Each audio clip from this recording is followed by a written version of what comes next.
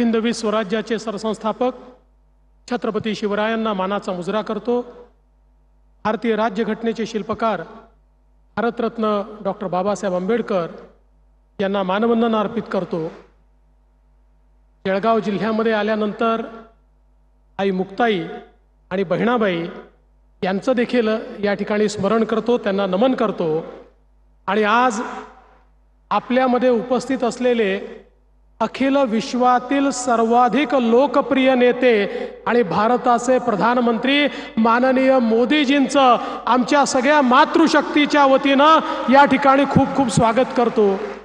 मंचावर उपस्थित असलेले माननीय राज्यपालजी, आपले लोकप्रिय मुख्यमंत्री एकनाथ शिंदेजी, उपमुख्यमंत्री अजितदादा पवार, या ठिकाणी विशेष रूपाने उपस्थित असलेले आपले केंद्रीय कृषी मंत्री शिवराज सिंग चौहानजी, मंचावर उपस्थित असलेले केंद्रातले आणि राज्यातले सगळे मंत्री, खासदार, आमदार, पदाधिकारी आणि या ठिकाणी उपस्थित माझ्या सर्व लाडक्या बहिणींनो आणि लाडक्या भावांनो देखील,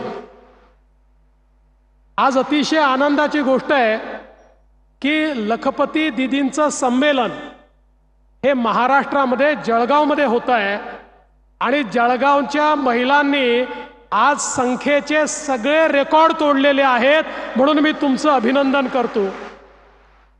आत्ताच आपण सगळ्यांनी लखपती दीदींसोबतचं इंटरॅक्शन या ठिकाणी बघितलं, कशा प्रकारे महिलांना संधी दिली तर त्या विश्व बदलू शकतात हे आपल्याला पाहायला मिळालं।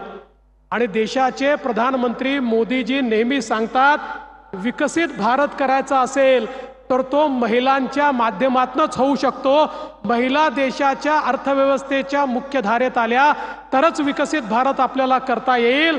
आणि म्हणून बेटी बचाओ बेटी पढाओ पासनं तर लखपती दीदीपर्यंत मोदीजींच्या नेतृत्वात महिलांचे जो विकास आपल्याला पाहायला मिळतोय तो अद्वितीय अशा प्रकारचा विकास या ठिकाणी आहे। आणि मोदीजींनी तर 2029 पासनं देशाचा कारभारही महिलांनाच देण्याचा निर्णय घेतलेला आहे। त्यामुळे आता नारी शक्तीला कोणी रोखू शकत नाही। मोदीजींच्या आशीर्वादाने महाराष्ट्रामध्ये देखील आपण नारी सन्मानाचे कार्यक्रम सुरू केले।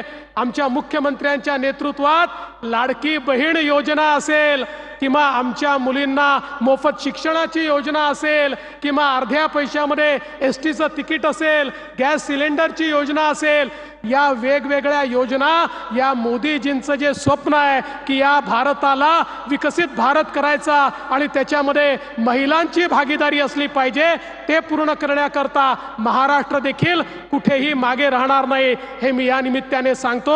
मला सांगताना आनंद वाटतो, आज महाराष्ट्रामध्ये 75 लाख परिवार हे बचत गटाशी जोडलेले आहेत। लवकरच ते 2 कोटीपर्यंत पोहोचण्याचं काम आपण करणार आहोत।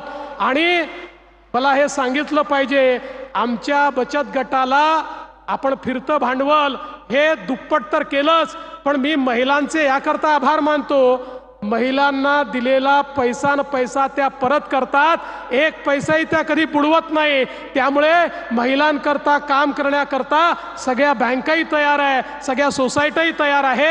आणि म्हणून मी तुमचं अतिशय मनापासनं या ठिकाणी अभिनंदन करतो। आज खरं म्हणजे या जळगाव जिल्ह्यात आलो आहोत। आज आपल्याकरता काल एक दुःखद प्रसंग देखील घडला।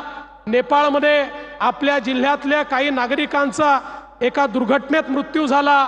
मी त्या सर्व नागरिकांना या ठिकाणी श्रद्धांजली देखील अर्पण करतो आणि त्यांच्या परिवाराला सांगू इच्छितो की आम्ही त्यांच्या दुःखामध्ये या ठिकाणी सहभागी आहोत। मी जाता जाता एक अजून चांगली बातमी जळगाव जिल्ह्याकरता देतो। आपल्या जळगाव जिल्ह्याचं चित्र यातनं बदलणार आहे।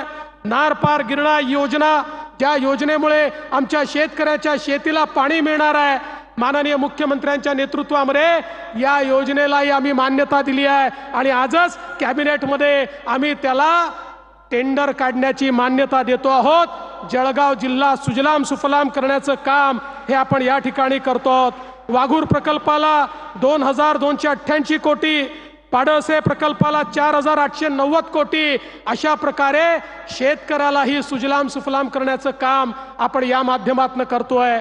मी पुन्हा एकदा आलेल्या सगळ्या बहिणींचं मनापासून स्वागत करतो. आपल्या सगळ्यांच्या वतीनं माननीय प्रधानमंत्री महोदयांचं स्वागत करतो आणि माझं बोलणं संपवतो. धन्यवाद. जय हिंद, जय महाराष्ट्र, भारत माता की जय.